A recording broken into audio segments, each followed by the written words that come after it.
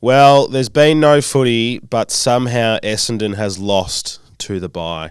This is the Sash, definitely not the official podcast of the Essendon Football Club. I'm your host, Rob, here with you on a Monday. No show to review, but a mailbag full of questions. And joining me in studio is Joel. Hello, mate. Hi. Yeah. Yeah. Defeated again. The bye. Yeah. Got us. I was really looking forward to not having to worry about anything Essendon related. And, yep, classic Essendon. Classic Essendon. Yep. It's really, I guess it's like not surprising in a way. You're just like, oh, yep, of course. Yeah. But, yeah, I was starting to feel pretty good about the last 7 or 8 games and just kind of thinking, all right, well, at least we can see what our 2026 team will probably be like, start to really take shape. And yeah, it just doesn't feel like that's going to happen now. Yeah, it's frustrating. We obviously don't know the full extent of everything at time of recording. Injury report expected sometime tomorrow. There is whispers that Kyle Langford has re-injured his quad, which might put him out for the rest of the year, which would make it 2 times in the past, I want to say 5 years, where he's basically had the whole season injured, because there was the hammy, I want to say 3 seasons ago. Yeah. Yeah, because last 2 he obviously played quite well. 10-12 weeks for the one, and then it was just like... Yeah, and then it was it. So that's annoying. Darcy Parish, that's a very long discussion that we can get into. And then obviously Redder's re-injuring. But yeah, 3 senior guys, 2 in the leadership group, people who are on pretty decent contracts, and we kind of expect them to be available, expect them to be better. And yeah, I guess just trying to put the call out there to the faithful that if you know any shamans, spiritual healers, mystics, maybe even a warlock, I'm not sure what kind of... wizards? Do you know any wizards, Joel? Yeah, the only one I want is in a Hawthorn jersey. And yeah, okay. Yeah, that's the only one. Can't bring him across. Yeah. Jeffy Farmer, I think, lives in Victoria somewhere. Maybe we can get that whiz down. Yeah, but look, if anyone knows anyone who can decurse the hangar and the training facilities that we have, that would be appreciated, because apparently there's going to be some sort of review into it. Yeah. But let's not stop at what is in this realm. Let's look beyond this realm. Let's go into the 4th and 5th dimensions here and just really find out what can we do to solve this problem. I would love alternate reality Essendon. That would be so nice, alternate reality Essendon. Clearly we'd be a good team. We'd never have any injuries. We'd have consistent players. We'd use all our draft picks well. It would just be fantastic. Yeah, I want to see the Rick and Morty episode where they go through a portal into a world where Essendon has been winning premierships the last 20 years. Yeah, that's right. And they're like, wow, what a strange place this is. Everything's functioning really, really well here. Yeah. But no, it can't be the truth. No, absolutely not. It's weird that it's round 17 already. Up until all this news started filtering through that these guys had potentially re-injured themselves, obviously, as you said, we don't know how serious it's going to be. I was like, I reckon we're a chance of an upset here, and we get a win against them. Lynch is now going to probably be rubbed out for the Richmond game, and old mate can't play Bolter because he can't play night games. Right. So I was like, we could get a couple of wins on the trot, and maybe our tail's up, but I don't know. Yeah, there's always something to knock you down. There's always something to knock you down, and it's funny that a week and a half ago, we're like, if these 5 players all come back into the side, who's going to come out? What's going to happen? Well, that doesn't have to happen now, because 2 of them probably won't come back in, and obviously one's going to come out now, which is going to have interesting ramifications. Again, just to obviously reiterate, time of recording, we don't know the official confirmation, but the whispers are saying it's not good. Yeah, the whispers that keep me up at night, sit there staring out the window into the abyss, as I do every day. I'm not sure the rest of the faithful sleep, but I sleep upright, seated, staring out a window every night. Yeah, well, if you lay down too quickly, you'd do a hammy. Yeah, exactly. Your calf would be screwed if you got out of bed too quickly, so you've got to be careful. Any Essendon faithful is also at risk of having multiple soft tissue injuries. It's true. I'm proudly sponsored by Codral Cold and Flu tablets today. I was thinking about this today, Joel. In the tier list of cold and flu medications, I think Lemsip is the GOAT. Okay. I think Lemsip's goated because, like, I know there's a lot of different stuff that you can take when you're feeling a bit under the weather, but you know, I've been around. I've had a fair few cold and flus in my time, but I'm going to put it out there that Lemsip is the greatest.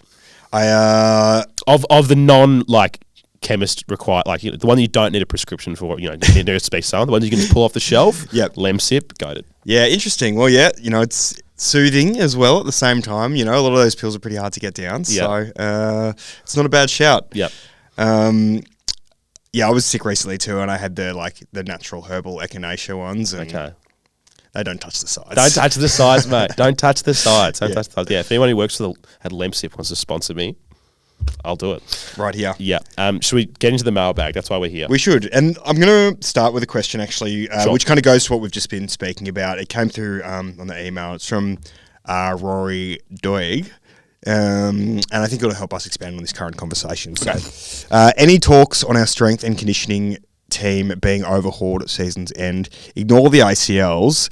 But it's not just this year that we've had a huge amount of repeat soft tissue injuries. It's actually okay because we've been able to blood some kids and get some games into them. However, we can't go on with this current setup and let injury ruin what this team could become. I mean, everyone would be up for review. Yeah. You would think so. It was interesting because when we did do the complete club overhaul, I totally forgot what his name is off the top of my head now, but like he was still in the role. But it's like you can't just go, oh, this one person is the reason this happens. Like we used to laugh about Crowe back in the day, and Mert talked about how he was, you know, the Reaper who'd come in the night and then your hammies would disappear.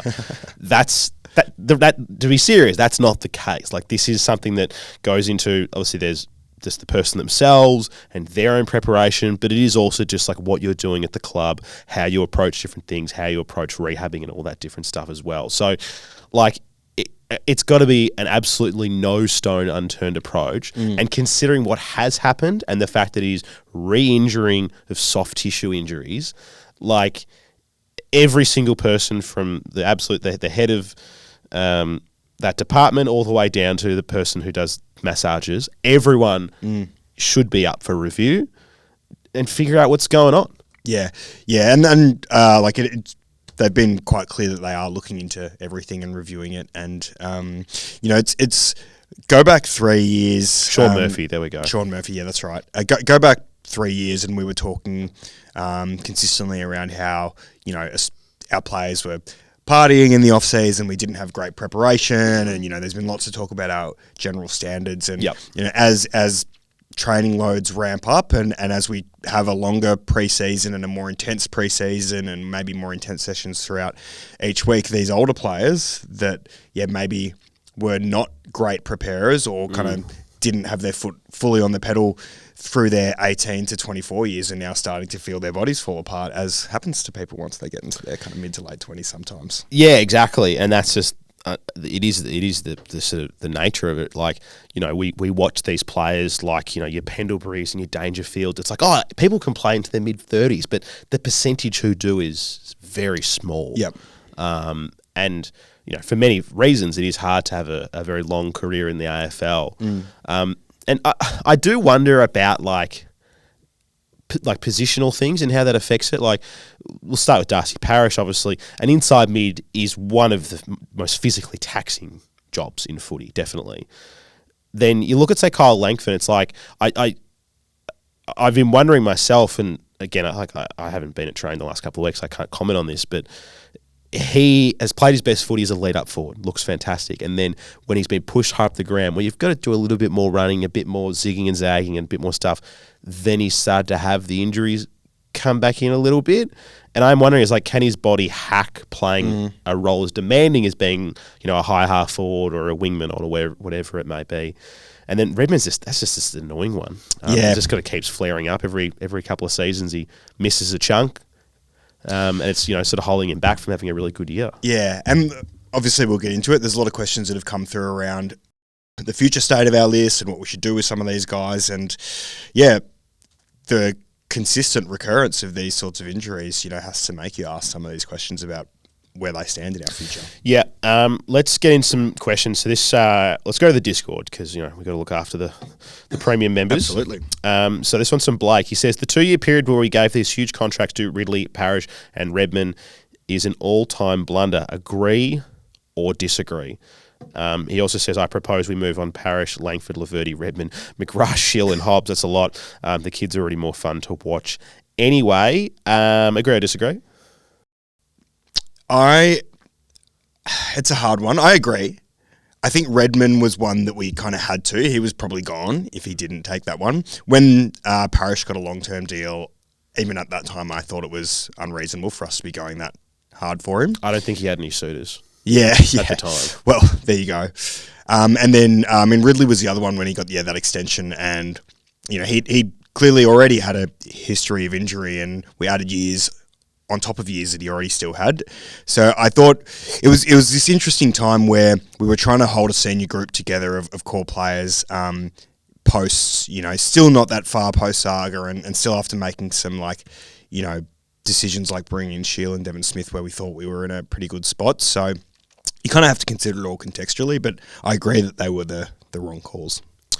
Yeah, I think there was probably also the club sort of looking long term into the effect of a Tasmanian team coming into the league. And it's like, let's try and sign some guys up so that when Tassie does hit the league, and obviously right now that might not be happening, that these players are going to be locked away. And if they are going to come after them, it has to be a trade scenario as opposed to losing free agents to an expansion club. So I can see that but right now, when you look at all the issues that these players have got with injuries, with availabilities, and even performance, you would agree with it. And honestly, until these contracts run out the clocks, we won't know. But at the moment, I think it's probably an agree. So yeah, next one. So the next one that we've got come through is from Zach, and it's one that we've discussed a few times on Mailbag, and I think it's one that is worth continuing to discuss as the season plays out and as we continue to have injuries like we've just spoken about. So from the Discord, Zach says, the biggest conversation for us going forward, but do we make a genuine play for Harley Reed? Move Draper on and get the compensation pick so we have 3 first-rounders to work with. Load up on seconds, which was maybe optimistic, by trading out players like Parrish and Hobbs, and continue to move on from the Dodora era while having enough capital for our academy players. Given we have too many players on our list right now, I feel like this makes sense going into next year and beyond. It's an interesting one, Zach. I mean, I would like to get Harley Reed. I'm not I think a lot of people would. Yes, he's had a bit of second-year blues. He's had some sort of issues with his sort of on-field behaviour, just a bit of a bad attitude at times. Purely reading the vibe of this, and me, again, not knowing much, but speaking to my contacts in WA, I'm of the belief, I think he'll stay in WA. I think he'll sign a couple of years and then might revisit this thing. That's just the way I'm reading the vibe right now. That could all change. We obviously don't know, but I am feeling like he's more likely just to not leave at all. And I think he's one of those players that, probably due to the pre-draft sort of hype around him, and your Sam McClure has been like, he's not going to go, he wants to stay Victoria.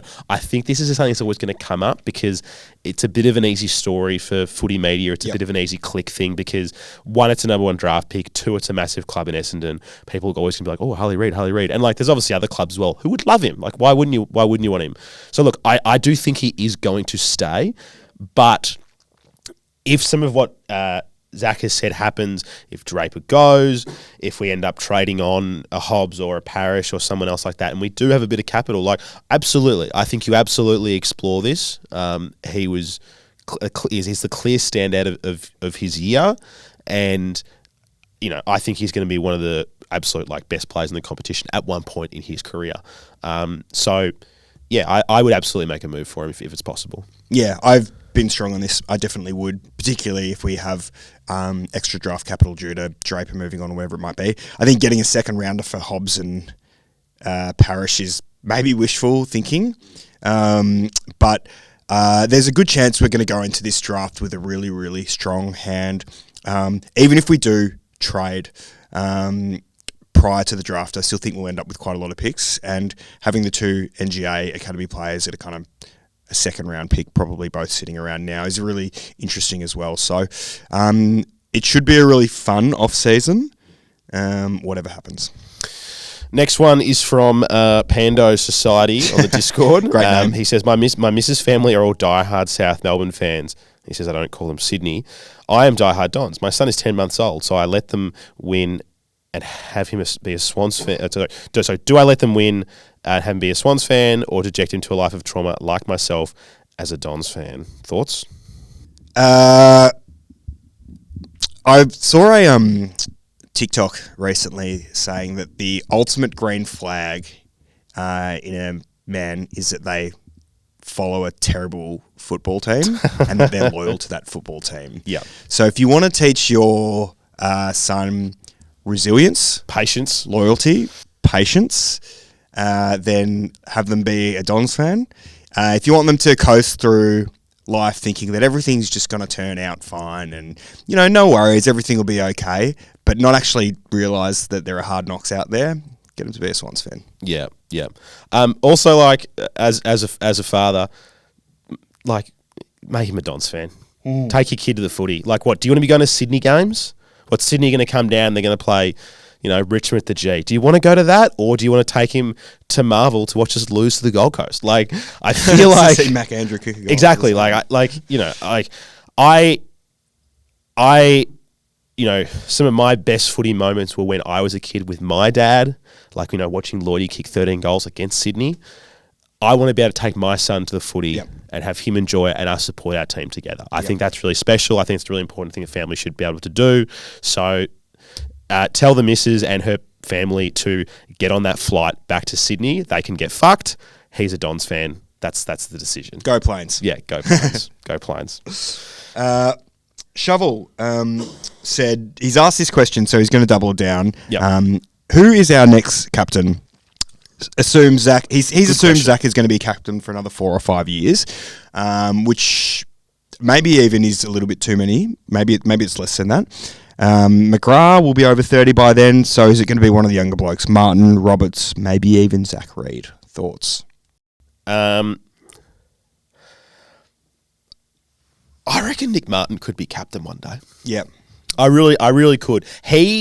I've since the first time I met him, 4 years ago, whatever it was, 3 years ago, the growth I've seen in him as a player, and then also the other times I've interacted with him, I'm like, oh, this guy's got a genuine, smart head on his shoulders. Like, he came into the leadership group this season, which is a clear indication of what he's able to do. We know what he can do on the field. Yep. And, I think there's an argument that he's probably the Essendon's only other A grader at the moment. Yep. Absolutely. Yeah, I could definitely see it being Nick Martin. I really, really, really could. Don't know when Zach finishes, so where that leaves Andy. Again, I don't know if Andy's even going to stay as vice captain. Who knows? Could a Jai Caldwell or someone. If Redmond or Langford were able to play fit and be out in the park, it could be them. But at the moment, things are pretty dicey, particularly for Langford, more so than Redmond. I think if we're talking about Nick Martin specifically, I would have said no when he first started. I guess he was always brilliant, and I guess I thought that maybe was his thing, that he was like a flashy player, brilliant skills, but not necessarily like a group leader, just like someone like that. But he really has grown in that aspect, and you can't kind of fault his level of consistency and his flexibility to be on every line. And I remember when you interviewed him, 4 years ago, whatever it was, the amount he just spoke then versus when he speaks to the media now is clearly coming into his own as a personality as well. So I think he could be a good option. I really think Caldwell could be a fantastic option as well. So they'd probably be the next two. A number of people have said Archie Roberts, and I think it's probably because he shows a lot of mongrel and determination, which is good to see in a captain. It is nice to have someone who goes in to fly the flag, but it's not the only trait. So I think I would still need to see more from him long term to say whether he could be a captain or not. Yeah, because it's one you want your captain to be a very good player, but you also need your captain to be someone who is a strong leader, can carry the message from the coaches, and also support players when things aren't going well for them. It's not just about being a mongrel bastard, which is, what we want Roberts to be. This one's from Suck Some Eggs. Great name. Should Essendon suck it up and trade one of our stars? I think it depends on who you're referring to when you call Essendon players stars. Yeah. We're obviously not trading our 2A graders, Zach Merritt and Nick Martin. And we're not trading our young future potential stars like Roberts, Caddy. But most people are probably open to at least for me, a lot of other people I'm going to say I'd be open to a deal for, really. Do you play a game? Yeah. Okay. Can I play a quick game? This game is called Can Be or Can't Be. So I'm going to just name Essendon players, all of them on the list, and you just say if they can be traded, and if you say if they can't be traded. So Goldstein. Can be. Shield. Can be. Merritt. Can't be. Laverty. Can be. Wright. Maybe can't be now. Yeah. Langford. Can be. Parrish. Can be. Guelphy. Can't be. Gresham. Can be. Redman. Can't be. Mackay. Can be. Setterfield. Can be. McGrath. Can be. Blackiston. Can be. Draper. Can be. Ridley. Can't be. Garvey. Edwards. Can be. Dersma. Can be. Caldwell. Can't be. Jones. Can be. Martin. Can't be. El Hawley. Can be. Pryor. Can be. Durham. Can't be. Bryan. Can be. Cox. Can be. Reed. Can't be. Perkins. Can be. McMahon. Can be. Menzies. Can be. Hobbs. Can be. Davey. Can be. May. Can be. Sardis. Can be. Hayes. I like Hayes. I'm saying can't be. Dan, are you keeping track of these? I hope you are. Lual. Can be. Caddy. Can't be. Vicentini. We're getting into the real young guys. Yeah, I'm going to say can't be. Let's hold on to him. Smart. Can be. Roberts. Can't be. Kako. Can't be. Clark. Can't be. No. Guerin. Can be. Daywicks. Can be. Newen. Can be. Unwin. Can be. Zach Johnson. Can't be. Can't be. All right, but so do we have a tally? Do we have a tally there? You weren't counting, were you? A lot of those aren't stars. No. Yet. No. And I've put a lot of faith in some of those people as well because you can't trade everyone. No, of course not. But I think it's either you're young and you still have enough potential, or you're Durham, Caldwell, Martin, or Merritt. Yeah, basically. I think you got to hold Peter Wright. And Peter Wright. Yeah. I think for what he provides for the structure, what his importance is for Nate Caddy, being able to be a backup ruckman right now, can't be traded. Well, the forward line's an interesting one because if we think about, I know availability is a different thing, but if we look at all the players that we have that are tall forwards, we've actually kind of got a smattering, even though sometimes it doesn't feel like it. Like we've got, Caddy, May, Draper, who's been playing down there, Langford, Peter Wright. Who else we got? There's a couple others. I was reading another question. I zoned out. Yeah, so but sorry. we've got 7 or 8 that are like tall forwards. Yeah. And so whether they're all like superstars or not is different. But I don't think that's an area we need to necessarily beef out. Okay. Next one. Back onto the Discord. Yeah. Houdini. WHODEANY. Yeah. So pretty good, Houdini. Would you guys consider delisting Langford and trading Parrish for a ham sandwich? The list crunch at the end of the year is going to be real. He says figuratively speaking. I think it's important to read what's in there. No, I wanted to know the literal answer first. I just tomato in the sandwich. That changes everything. Yeah. Secondary to that, I thought it was questionable at the time, but how does Harrison Jones' extension sit with you after seeing our new recruits in action? Harrison Jones, another one of those key forwards. Delisting Langford and trading Parrish, let's start there. I wouldn't delist either of them. No. I would entertain offers if they were presented. Yep. Like, Langford, look, the Wolves have come for Langford very quickly. He was obviously someone who was in the eye of Essendon supporters pretty early for underperformance and having high expectations of him, particularly when he was given Job's number. Then we finally got to see the best of him in the last few years when he was playing as a key forward. And then, the people who got on him pretty early have sort of resurfaced this season. Because he's in the leadership group, you don't push him out. That's how you make bad culture. People who are in the leadership group are basically in my opinion, unless they do something we don't know about and they really put people off, you don't get rid of those guys. You want to keep them around unless they're looking to retire or something. So I don't think that Langford can be going anywhere because of that side of things.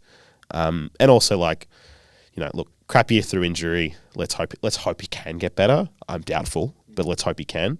I've said it since week one of this season that get Parish fit, see what he can do, and entertain offers. Yeah, Langford, I don't think we should I said he can be traded because if the right offer comes along, if someone goes, hey, we'll give you 2 first rounders for Kyle Langford, absolutely, but no question. Yeah, he's had 2 seasons where he's kicked 40 and 50 goals. I think 50 two times. It might have been 50 twice. Yeah. So, let's not come too quickly for him. Yeah. And he can be a really important cog as a third tall in our forward line. 100%. It's just, it's hard when you've got this continuation of player after player after player of your senior or core group having recurring injuries. It just gets frustrating to see again and again. And what their potential is versus what their reliability is kind of the scale you have to think about it on. 43 and 51, so it wasn't 50 twice. Sorry. Yep. But yes. Harrison Jones was the other part of that question. I think the thing, I can understand people be oh, why did we re-sign him? I don't expect him to be on any kind of big deal. It's 2 years. It wouldn't be big money. We have to pay a minimum in the salary cap. He has been around the competition. We're keeping you because we have to pay a minimum in the salary cap. No, but what a vote of confidence. No, but what I'm saying is you can't just have a bunch of teenagers who are on $100K. They have to spend the money. For all the problems that he's got, he has been in the system for a while. He's most of the time fit enough to play. Unless you're going to pull some absolute diamond out of, pick 80 something or whatever, it's fine to have him around. Yep. He's not pushing anyone out. He's not doing anything crazy. He now would have to work his way back into the team. Yep. Assuming he's not a favourite. And yeah, I'm okay with it. I think that's probably the thing. It's he's one of those players where although he was playing consistently at the start of the year, he's one of those players I think Scott's referring to when he's saying these young guys aren't going to automatically get pushed out because someone's coming back from injury. I would hope not. This one's from Drip Lord. There's a chance we may hold 4 first-round picks, ours, the D's, and possibly Draper combo, either at our first or and then trading our second rounder for another first. There's a lot going on here. Prom Swans or Suns pick, given the name change in the bidding system, blah, blah, blah. What is the question here? Triplord. What do we do with all these picks? This is the point of the question. Do we take them all to the draft? Do we trade some for players, i.e. a Butters or a Bergman? Do we throw the kitchen sink at Harley? I would absolutely love Miles Bergman. Yeah, he's great. I think he's a fantastic player and I think would be a really, really good weapon for us. I still do think we need more threat and damage out of our half-back line, particularly someone who can intercept as well as him. I'd absolutely trade it. I think it's got to be a balance. I think we trade some, but we hold others as well. And I guess look, I don't think we're going to finish in a terribly high spot at the end of the season, but a lot's just going to come down to where those picks land because there is a lot of academy players coming up in this top 10, expected top 10. So you have to factor in that, hey, a pick 7 or 8 might become 14 or 15. So is that worth, trading for a future pick or splitting for later picks and then using those picks to get someone? I don't know. So I think it's going to be a bit of both. Yeah. I think The drafts, we have to bring in elite kicking skills. Correct. Off, the half-back line and in that sort of outside midfielder, fast midfielder bracket, because we've got a lot of midfielders, but they're kind of all cut from the same mould. I guess maybe on each line, forward flank with a deadly inside 50 kick would be fantastic as well. But I think that one for me is the focus. Like, let's get people who can kick the footy. Yep. I realise I answered that one myself before I gave it to you, so That's all right. I'll give you another one. Spinal cracks. At what point do we just accept that the train is never leaving the station? It's perpetually stuck in the maintenance shed or missing 8 or 9 wheels. Why would anyone want to keep going to Southern Cross to watch the train steam out of Magil Station when there is no coal to power it? The fat controller is out of energy. The dream is over. Yeah, the train is off the tracks. I think we've kind of de-invented the wheel almost this season. So, yeah, all modes of transport are off, really. We've gone back to, or maybe like donkey and cart. I think that's probably where Essendon is at this stage. Yeah. Look, maybe next year, maybe we can get the little Thomas the Tank Engine toy train set out and, push it around our bedroom as kids to maybe mature into a steam train the year after to maybe be the bullet train in 2028. Yeah, we're a long way after a Japanese bullet train, aren't we? Long way off. Long way off. Let's do one more and then we'll take a break, Jolie. Do you want to give me one from the Discord? Yes. John Boy says, if fit, can we fit 4 tools in our backline? Hayes, Mackay, Reed, Ridley is the ones that he've referred here. And if we can't, who should we look at trading? I'm going to say yes, you can fit them on the proviso that Ridley's in tip-top condition. But I think you'd only play Hayes, Mackay and Reed against a certain team. Like, you probably wouldn't play them against a Hawthorn, a lot of smalls who are quite energetic. You'd probably maybe want to play them against the Dogs. Let's say they've got Darcy and then Norton and maybe even Jamara is playing down there. Yep. That's the kind of game where you might want to do that. But, look, I don't think any of those guys are going to be traded anytime soon. Like, Mackay's on a big deal that we would end up just paying him to play somewhere else. Yep. Hayes is a long-term prospect. Reedy is the future. And if Ridley is fit, if he's fit, he is still our best defender when he's fit. So I don't think you'd trade any of those guys. Yeah, and speaking about what we just were kind of talking to as well, like Hayes, Reed and Ridley are all pretty good kicks of the footies. Reed and Ridley are great kicks of the footy, and Hayes looked pretty good in his one game. Mackay maybe kind of brings that average down a fair bit. But having tools who can kick the footy well is also really, really key. So, I wouldn't look at getting rid of any of them. Cool. Yeah, I like it. Let's take a break, listeners. We'll be back after this with some more questions from the faithful. This halftime break is brought to you by the Ticket Merchant for the 2025 AFL season. Whether you're looking for tickets to Essendon matches, you want to catch up for a concert, comedy show, or any other sporting event, the Ticket Merchant has you covered. Head to theticketmerchant.com.au and you can explore their massive range of tickets. Back after this. Welcome back. Part 2 of the show. We're going to hit the questions from the faithful who are out there on Instagram and in the mail. I'll give you the first one, Jolie. This is from Bowen Batch. What's an acceptable finish this year, based on where we are right now? I would say probably even 14th, I would say is reasonably acceptable, just given the amount of debutants we've had to blood and pre-season expectations. I think we were kind of all calling around the 10th or 11th when we thought we were going to have a pretty fit list throughout the year. So given what's happened, I'd say 14th is probably still pretty reasonable. I don't, we've said this multiple times, but I think results aren't necessarily what we need to measure this season on. It's development.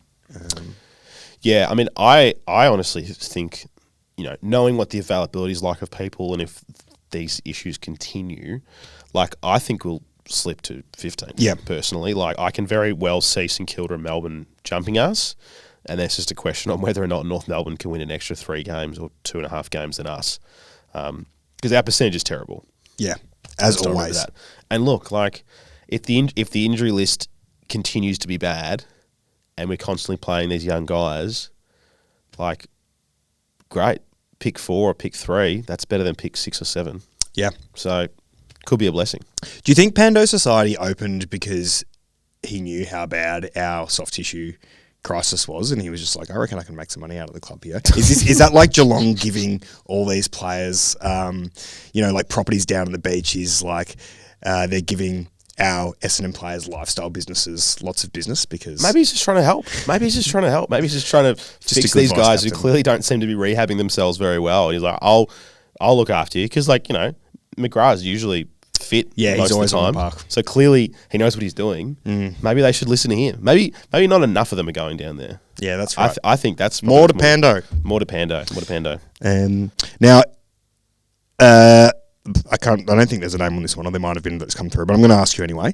And he's given a couple of answers himself, so I'll leave those off to see if they align with what you say. Who's had the most disappointing and most positively surprising season for you this year? Most disappointing. I mean, like, it's easy to pick someone who's had an injury problem. So, like, immediately, like, Langford comes to mind. Then, who's been the most impressive this season? I mean, Nate Caddy's been pretty impressive. Yeah. He's shown some stuff this season that I was like, oh, wow, didn't know this was coming. So, yeah, I think I'd put that in. Who else is disappointing? I mean, Mackay was pretty disappointing when he was fit. It was. Maybe Gresh, I think, started... And disappointing because the first couple of games, I was like, oh, this is why we got him. He's applying great pressure, hitting the scoreboard, kind of running through the middle.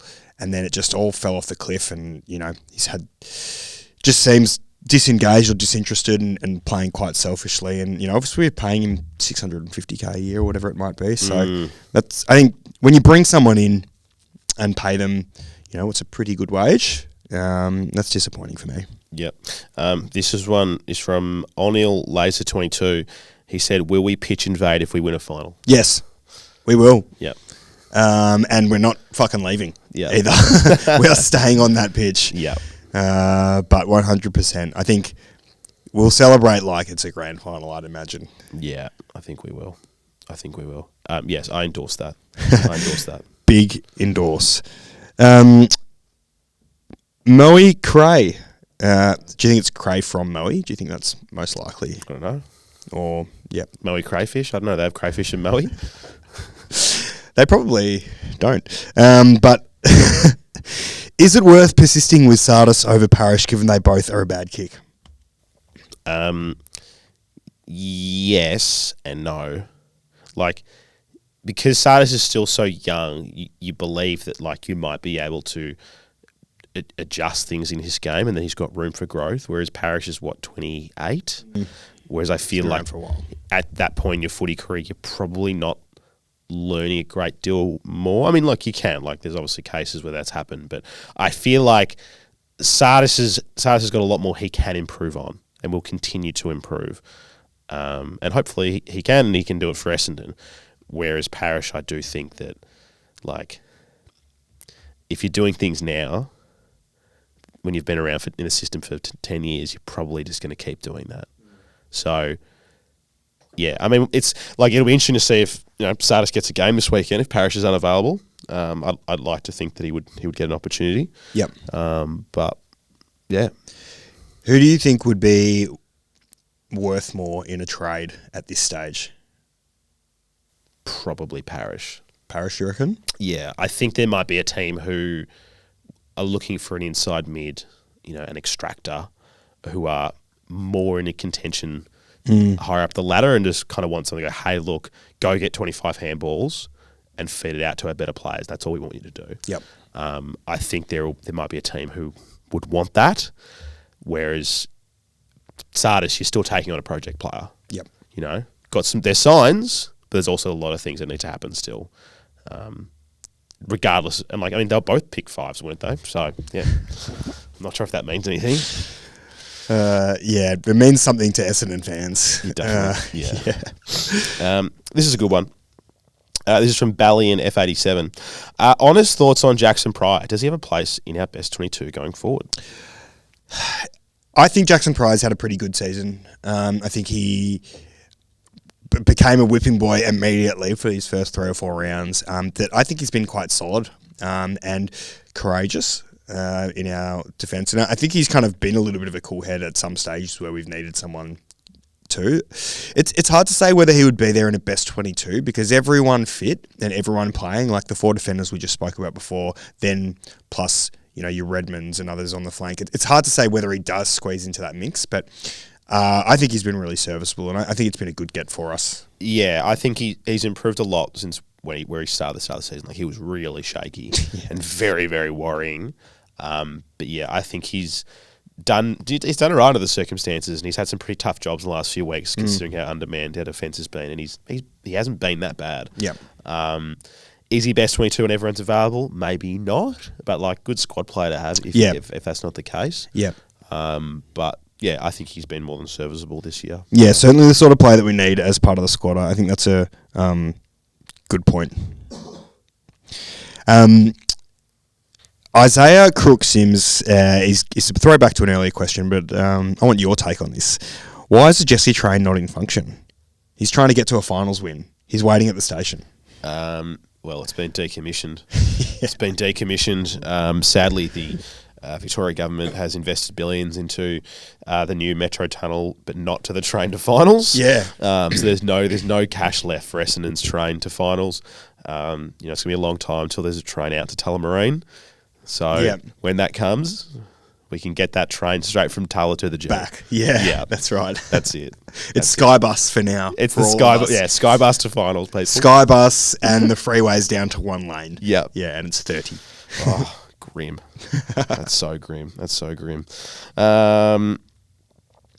This is from and M. Reed. What the fuck's going to happen next at Northland? Well, to be honest, I feel like that's a question for you to answer, to be honest. It's your local. I haven't been back. Yeah, that's fair. Trauma? I just didn't have a need to go back. I don't go there very often. It was we need some baby clothes. Let's just scoot up there and, get involved with a machete fight. But what's going to happen next? I don't know. Bombing? I don't know. Is a plane going to fly into it? I don't know. Yeah. The Batuta Advocate did put out a really funny thing that was Donald Trump requests regime change at Northland Shopping Centre. I had a good laugh about that. They do some fine work. They do some very fine work. I don't know. Hopefully positive things from here for Northland. Yeah. Hopefully positive things. I don't know. Maybe they'll get a second Boost Juice. Yeah. Yeah. That's what every shopping centre needs, is 2 Boost Juice. Yeah, most shopping centres on the side have because Preston's got the 2 Coles, is that right? That's Northcote Plaza. Northcote Plaza. 2 Coles. Yeah, 2 Coles. Also my local. Yeah, so they just do it differently up there. No, they just do it. They just do it differently. I don't know about you. I find the 2 places I drink Boost Juices is shopping centres and the airport. It's always funny, you always see the Essendon boys when they're flying into state, they're always just smashing the Boost Juice. They are always smashing a Boost Juice. Yeah, that's just because it's right next to the Virgin Lounge. So maybe that's our issue. Maybe there's a Boost Juice out at the hangar and they think it's real fruit. Yeah. Or they think it's, good for you. But, there's the high sugar intake that's going on right now. That's right. It's bad for the quads. Yeah. Now, this is one we were discussing off air, and I'm keen to get your thoughts, and we maybe are missing a reference here. It's from Finn3869. Do it jiggle. I don't know what that's referring to. I think we need a follow-up. Yeah. Because I have no idea either, and maybe we're just completely out of the loop. Yeah, is this some TikTok thing that I'm not aware of because I'm my mid-30s and have a kid? Is that what this is? If he's referring to my beer belly, then yes. If he's referring to the wallets of some of our injured players, also yes, they definitely jiggle those wallets. Yeah, the swear jar at quarter time. That's at home for Essendon. That jiggles.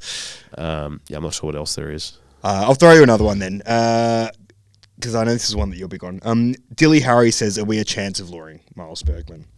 Someone was saying on our Discord, who knows someone who knows somebody that he is from the Dingley area and he's interested in going to Hawthorn due to the location of that. Now, I cannot verify that, but that is what that person has said, and that sucks because fuck Hawthorn. But they've got a whole bunch of picks because they've done some very good deals in the last years. They've got plenty of stuff to spend. So, yeah, if the Burgermeister was to go, that person seems to think that he'd be going to Hawthorn, which would suck. Yeah, would love him at Essendon. Absolutely love him. And Zach Butters, both great players. Would love them both. They don't need another backman, surely, do they? Maybe they'd play him through the middle. Yeah, who knows? Maybe he'll squeeze out D'Ambrosio. Oh, boy. We'll take him back. Yeah, we will take him back. We'll take him back. Let's do one last one. I think it's time to wrap up, Joel. This is from Webby Steve. Will Nate Caddy be better than James Hird? I love the sentiment, but I don't think he'll be better than James Hird. You would have to be Essendon's best ever player to be better than James Hird. Second best ever, maybe, if we're looking at Coleman, let's say. Reynolds is maybe. Those are the three. I obviously never watched John Coleman or Dick Reynolds play, but those seem to be the three. But if he can crack the top five, let's give him. He's cracking the top five. Okay, so to crack the top five all time, Essendon, great. That's so better than Lloyd, better than Fletcher, better than Mark McCurry. Yeah, I'm calling it. Why not? Better than, I don't know, Courtney Johns. Yeah. We've had I'm going to call it here. Nate Kay is going to have a better career than Courtney Johns. I'm going to pull my neck out. That's a massive call to Huge call. call. And you're going to get a lot of hate online. Yeah, I know. The Courtney Johns really army. Johns army are going to come after me. But no, he will not be better than James Hird. It's hard to know whether we're excited for him and he is as good as he is, or is it just because we've been so starved of like a potential star for such a long time that he just seems better than he is? Yeah. Yeah. I mean, honestly, it's just like it's countdown to ACL at this point for Nate Caddy. It's just countdown till season ruined, nothing exciting left for Essendon.